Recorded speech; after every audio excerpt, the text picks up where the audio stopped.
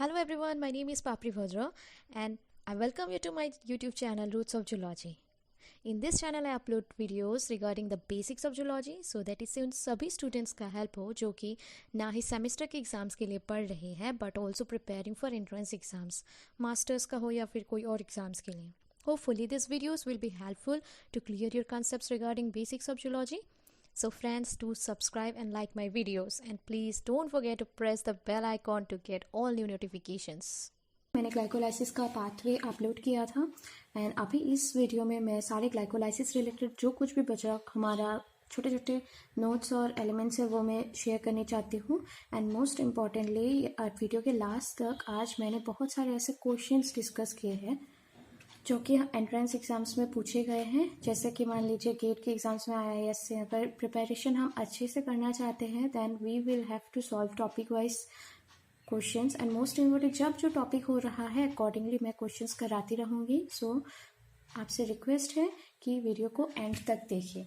And if you are new to my channel then I would request you कि आप please इसको subscribe कर लीजिए and don't forget to press the bell icon and most importantly please share and like the video. जैसे कि हमारा last video था glycolysis के पाथवे के ऊपर, तो यहाँ पे एक चीज़ मेरी लिखने की गलती से मैं रेक्टिफाई करना चाहूँगी. ग्लिसरॉल्डिहाइड 3-फॉस्फो ये काइनेस नहीं हमारा डिहाइड्रोजनेस होगा.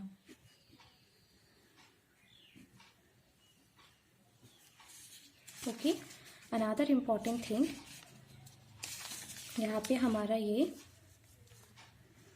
भी जो इनहिबिटर है आयोडोएसिटेट और आर्सेनिक ये हमारा ग्लिसरॉल्डिहाइड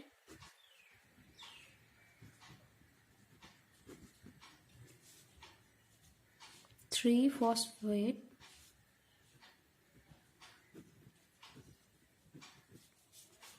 डिहाइड्रोजेनेस है. अगर आप लोगों ने नोट्स बनाया है आगे के वीडियो का देन आई वुड सजेस्ट कि आप लोग भी इसको रेक्टिफाई कर लीजिए.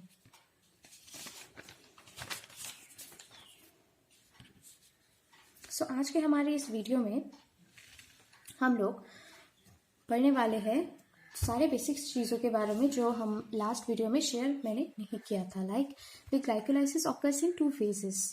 अगर हमें पूछा जाए कि what are the 2 phases of glycolysis तो हम कहेंगे the energy investing phase and दूसरा होता है हमारा एनर्जी जनरेटिंग फेज. ठीक है, तो आपके कन्वीनियंस के लिए मैं आपको दिखाती हूँ. ये जो हमारा अभी question arises what are the energy investing step, ये आप खुद से निकाल लेंगे. देखिए ग्लूकोज से लेके हमारा फ्रुक्टोज 1,6 फॉस्फेट तक है.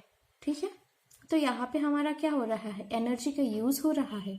तो this will be called as energy generating या फिर सॉरी एनर्जी इन्वेस्टिंग फेज.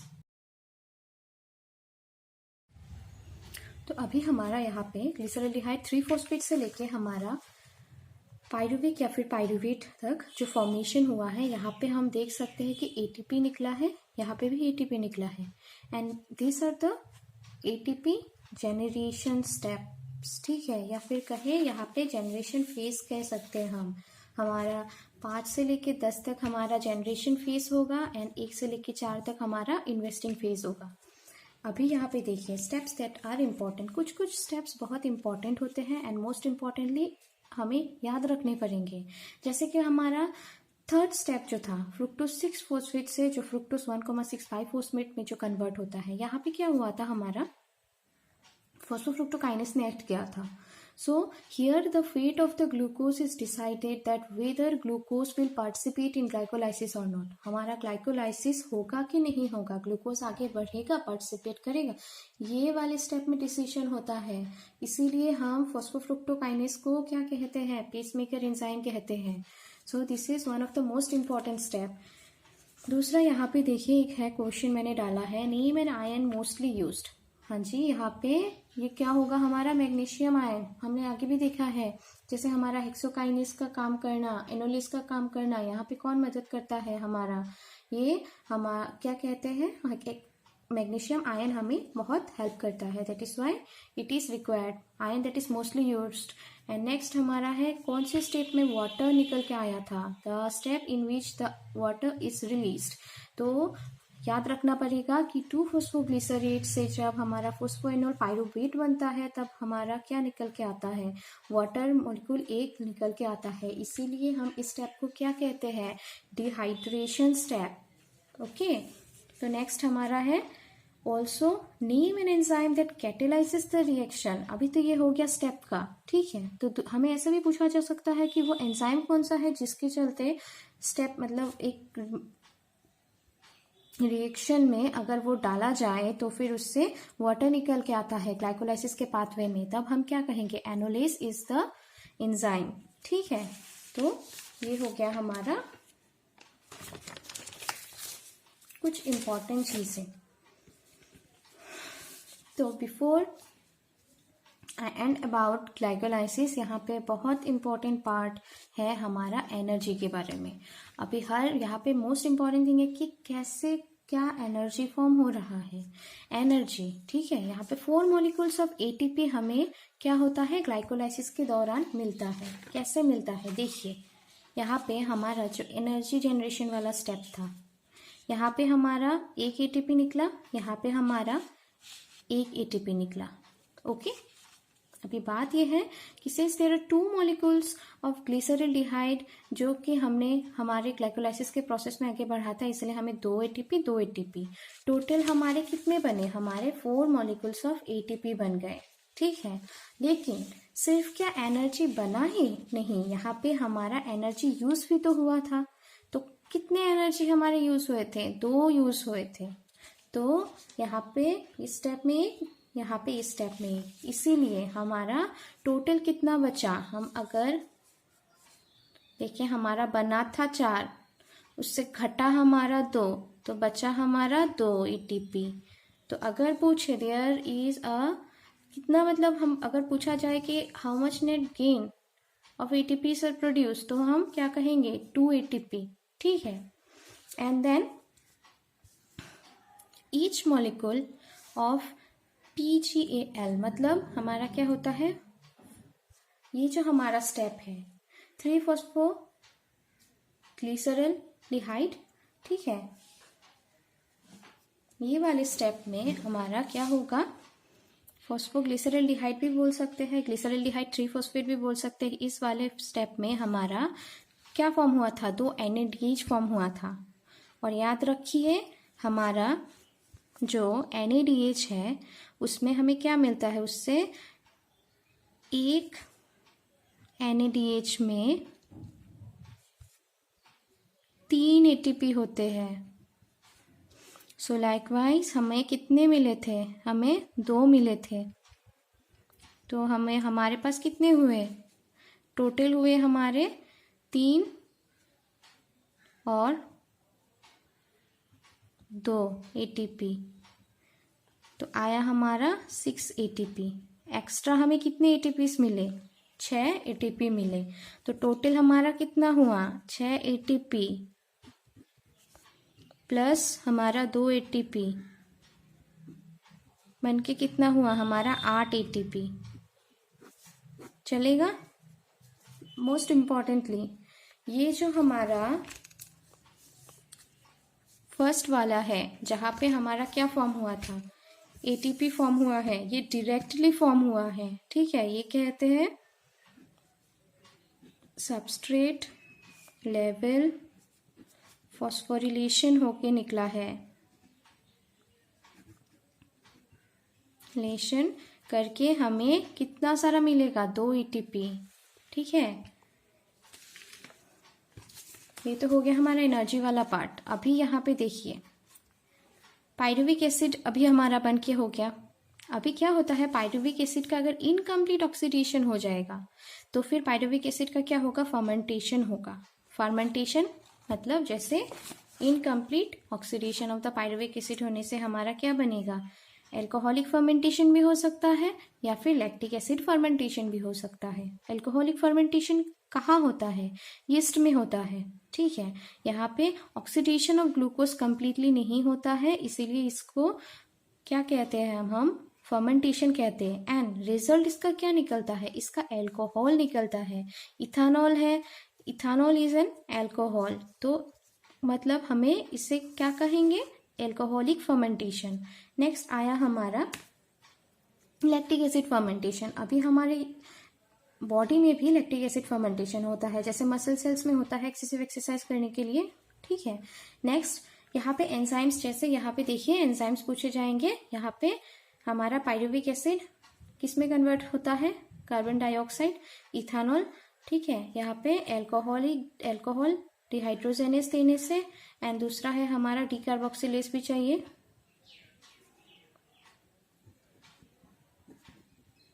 ये दो मिलके हमारा क्या बनेगा, इथानॉल और ग्लिसरल्डिहाइड कार्बन डाइऑक्साइड बनेगा।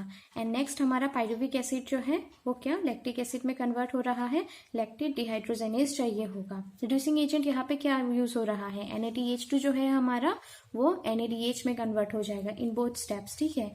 और जब हमारे ग्लूकोज का कंप्लीट ऑक्सीडेशन हो जाएगा तो फिर उसे क्या कहेंगे, हम कहेंगे उसको एरोबिक रेस्पिरेशन, ठीक है। ये एनारोबिक कंडीशंस में हो रहा है। और यहाँ पे कंप्लीट ऑक्सीडेशन जब हो जाएगा तो हम क्या कहेंगे, एरोबिक स्टेट में ये क्रैब साइकिल में नेक्स्ट हमारा चला जाएगा। तो this was all about our glycolysis. अभी देयर आर फ्यू क्वेश्चंस जो कि मैंने आपके लिए निकाले हैं। अच्छा होगा कि आप इनका नोट्स बना लें ताकि ये आप फर्दर आगे यूज कर सकते हैं।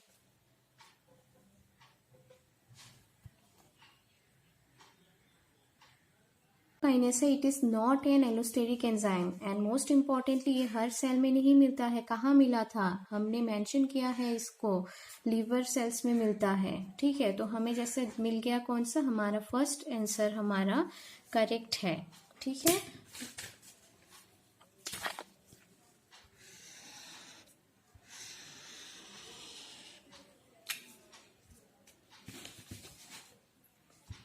सो it's the first answer. Next क्या है हमारा दूसरा क्वेश्चन, ग्लूकोज 6-फॉस्फेट inhibits which of the following enzyme. देखिए आया जैसे कि एग्जाम में आया था, अगर आपने प्रीवियस वीडियो देखा then you can easily answer it, because मैंने ऑलरेडी मेंशन किया था इनहेबिटर कौन सा है। ग्लूकोज 6-फॉस्फेट किसका इनहेबिटर होता है, ग्लूकोज 6-फॉस्फेट हमारा हेक्सोकाइनेस का इनहेबिटर होता है, okay. So hexokinase is our answer. Next हमारा क्या है, if 32P levelled inorganic phosphate, अगर हमने ये यूज किया तो if 32P labeled inorganic phosphate were introduced to RBC undergoing glycolysis, then which of the following glycolytic intermediate would be radiolabeled। अगर आप स्टेप्स को याद करें तो फिर देखिए जहाँ जहाँ हमें ATP की ज़रूरत पड़ा था वहाँ पे मतलब फॉस्फोरिलेशन हुआ था, वहाँ पे क्या हुआ था, हमारा ATP मोस्टली यूज हुआ था, जो कि हमारा ग्लूकोज से ग्लूकोज 6-फॉस्फेट में कन्वर्ट होना। एंड हमारा नेक्स्ट वाला जो स्टेप था हमारा फ्रुक्टोज 6-फॉस्फेट से फ्रुक्टोज 1,6 में जब कन्वर्ट हुआ था तब हमारा ATP ने मदर टूट के ADP बन के हमारा फॉस्फोरिलेशन हुआ। लेकिन जब हमारा ग्लिसरल्डिहाइड 3-फॉस्फेट किस में कन्वर्ट होता है, 1,3 बाइफॉस्फोग्लिसरेट में जब कन्वर्ट होता है तब एक हमारा फॉस्फोरिक एसिड यूज हुआ था। डेफिनेटली यहाँ पे इनऑर्गेनिक फॉस्फेट अगर यूज हुआ है कौन से स्टेप में यूज होगा, इस वाले स्टेप में यूज होगा। तो फिर कौन से हमारे नेक्स्ट इंटरमीडिएट में हमें रेडियोलेबल्ड मिलेगा, हमारा जो प्रोडक्ट फॉर्म होगा क्या फॉर्म हुआ था, 1,3 बाइफॉस्फोग्लिसरेट, ठीक है। तो इसमें हमारा क्या मिलेगा, इसमें हमारा रेडियोलेबल्ड 32P मिलेगा, ठीक है। So the answer will be 1,3 bisphosphoglycerate. Next question हमारा है, name the pacemaker enzyme of glycolysis, okay. अभी मैंने थोड़ी देर पहले बोला है पेसमेकर एंजाइम कौन सा होगा, फॉस्फोफ्रुक्टोकाइनेस इज द आंसर। यहाँ पे देखा गया है क्वेश्चन है कि conversion of glucose to glucose 6-फॉस्फेट रिक्वायर्स ATP। तो ग्लूकोज से ग्लूकोज 6-फॉस्फेट में बनने में हमें ATP जरूरत होती है। येट अगर critically ill patients are given glucose solution intravenously instead of glucose 6-phosphate। मान लो एक पेशेंट बीमार है, उसके अंदर हमने ग्लूकोज की जगह ग्लूकोज 6-फॉस्फेट दे दिया, ठीक है। अभी क्वेश्चन ये है कि the reason for not giving glucose 6 phosphate directly, glucose 6 phosphate को डायरेक्टली नहीं दिया जाता है। क्यों नहीं दिया जाता है? हमेशा पेशेंट बीमार होता है तो उसको ग्लूकोज ही क्यों चढ़ाया जाता है? अल्टीमेटली तो ग्लाइकोलाइसिस होना है, उसका मतलब ग्लूकोज का टूटना है ना, तो फिर ग्लूकोज 6 फॉस्फेट से क्यों ना शुरू करें। लेकिन हमारे अंदर क्या होता है, glucose 6 phosphate degrade very fast in the blood before it enters the cell. Next क्या है, commercial preparation of the glucose 6 phosphate are always contaminated and toxic with toxic chemicals, and दूसरा होता है high cost of glucose 6 phosphate. Last वाला क्या है हमारा, cells cannot take a glucose 6 phosphate. ठीक है, हमारे बॉडी में मैकेनिज्म नहीं होता है ग्लूकोज 6 फॉस्फेट को डायरेक्टली लेने का, इसीलिए हम ग्लूकोज लेते हैं। कोई भी पेशेंट बीमार होता है इसीलिए उसको ग्लूकोज चढ़ाया जाता है इंस्टेड ऑफ ग्लूकोज 6 फॉस्फेट। अभी नेक्स्ट हमारा क्या है, नेक्स्ट क्वेश्चन देखिए, यहाँ पे हमारा नेक्स्ट क्वेश्चन है, given below the 4 enzymatic reaction involve in glycolysis in the following step, कौन से स्टेप में एटीपी का जनरेशन हुआ है। ठीक है, तो ATP generated 2 phosphoglycerate to phosphoenol pyruvate, दूसरा आया हमारा glucose 6 phosphate to fructose 6 phosphate, phosphoenolpyruvate to pyruvate, glyceraldehyde 3 phosphate to 1,3 bisphosphoglycerate. अभी देखिए 2 फॉस्फोग्लिसरेट से फॉस्फोइनोल पाइरुवेट, यहाँ पे हमारा क्या होता है, ये डिहाइड्रेशन स्टेप है, यहाँ पे वाटर निकलता है, कोई एटीपी का फॉर्मेशन नहीं है। दूसरा है ग्लूकोज 6 फॉस्फेट से फ्रुक्टोज 6 फॉस्फेट बनना, मतलब हमारा आइसोमराइजेशन हो रहा है because they are isomers. Next हमारा क्या है, फॉस्फोइनोल पाइरुवेट से जब पाइरुवेट बनता है, हाँ, तब हमारा एटीपी फॉर्मेशन होता है। एंड ये वाला जो स्टेप है, ग्लिसरॉल्डिहाइड 3 फॉस्फेट से 1,3 बाइफॉस्फोग्लिसरेट, यहाँ पे हमारा NADH फॉर्म होता है NADH, लेकिन एटीपी का डायरेक्ट फॉर्मेशन यहाँ पे नहीं हो रहा है। So our answer will be phosphoenol pyruvate to pyruvate.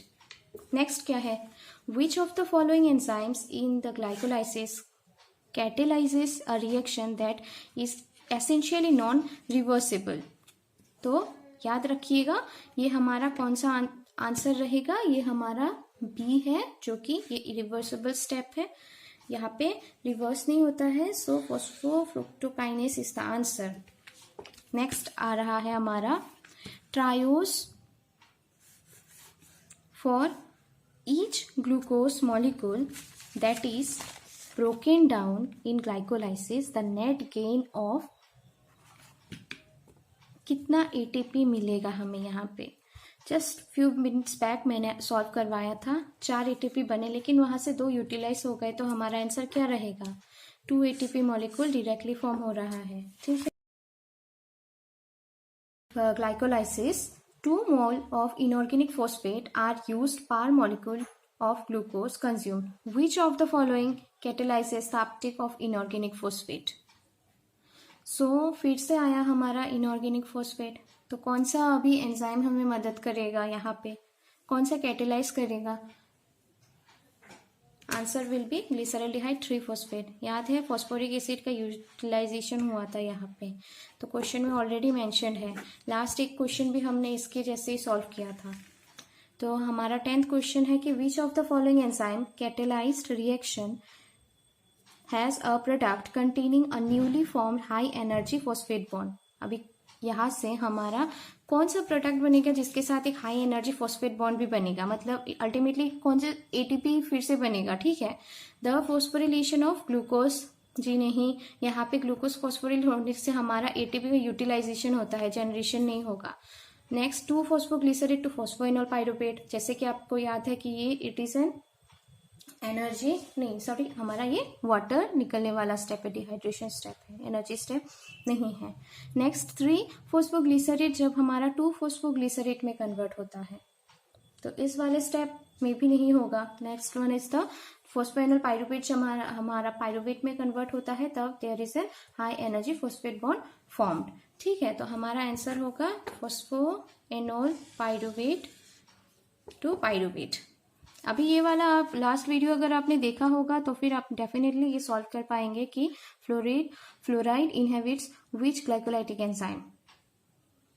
इसका आंसर होगा एनोलेस, डायरेक्ट क्वेश्चन।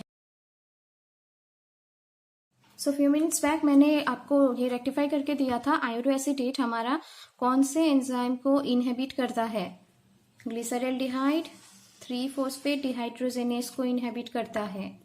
ठीक है, इनहेबिटर्स को रखिए, इनको याद रखिए किसमें कौन सा इनहेबिट करता है। ग्लाइकोलाइसिस कहाँ होता है, it's a basic question, cytosol में होता है।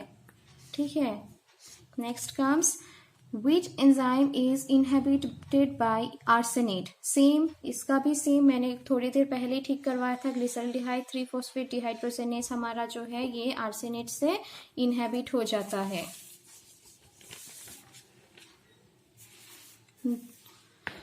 15th question, the end product of fermentation of molasses by yeast is. अभी थोड़ी देर पहले हमने अल्कोहलिक फर्मेंटेशन पढ़ा था, वहां पे हमको क्या मिला था, अल्कोहलिक फर्मेंटेशन होके लास्ट में हमारा क्या बनता है, इथाइल अल्कोहल बनता है। तो ethyl alcohol is the right answer. Next यहाँ पे देखिए, at the end of glycolysis X is the net gain of energy from one molecule of glucose via Y. ठीक है, नेट गेन ऑफ एनर्जी कितना होता है, और ग्लूकोज से कौन से वे से, via Y, and but there is also energy stored in the form of Z. ATP एक है, यहाँ पे ऑक्सीडेटिव फॉस्फोरिलेशन है, NADH फॉर्म होता है। हमें जैसे पता है हमारा क्या होता है, 2 ATP फॉर्म होता है। ठीक है, नेक्स्ट ऑक्सीडेटिव फॉस्फोरिलेशन जी नहीं, NADH भी नहीं, बिकॉज वी नो दैट हमारा 2 ATP फॉर्म होता है बाय सबस्ट्रेट लेवल फॉस्फोरिलेशन करके, और हमारा किस फॉर्म में एनर्जी स्टोर्ड रहता है, NADH में भी एनर्जी स्टोर्ड रहता है। And most importantly last one will be the correct answer. और यहाँ पे सिंस है NADPH तो ये हो ही नहीं सकता, इजी है बहुत। एंड लास्ट वाला है कि fermentation in some organisms can produce ethanol. कुछ ऑर्गेनिजम्स में इथानॉल प्रोड्यूस किया जाता है, हाँ, जैसे कि हमने देखा यीस्ट में। Allows ATP to continue to be synthesized in the absence of oxygen, हाँ जी, हमारा एनारोबिक कंडीशन में होता है। And recycle NADH to NAD, हाँ है, NADH हमारा किस में कन्वर्ट हो जाता है, NAD में।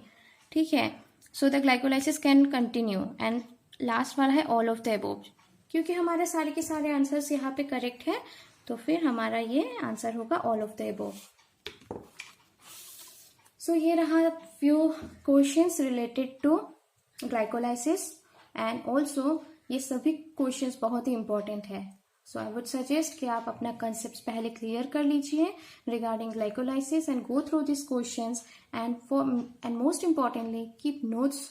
ये सारा आप अगर ठीक से रखेंगे तो फिर आप कोई भी एग्जाम के पहले अगर आपने देखा तो ये आपके कंसेप्ट्स को क्लियर करने में मदद कर सकता है। सो मेरा नेक्स्ट वीडियो क्रेब्स साइकिल के ऊपर होने वाला है, तो till then stay tuned and keep learning.